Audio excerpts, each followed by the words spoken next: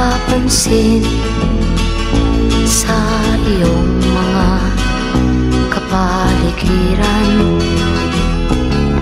Kay dumi na ng hangin, pati na ang mga ilog natin.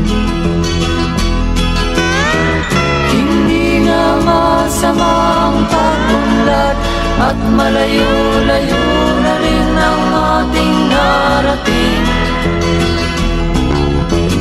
Ngunit masdan mo ang tubig sa dagat, dati kulay asul, ngayon'y naging itim. Ang mga duming ating kinalat sa hangin, sa langit, huwag na nating paabutin. Upang kung tayo'y pumanaw man sa sariwang hangin, sa langit natin matitikman. Mayroon lang akong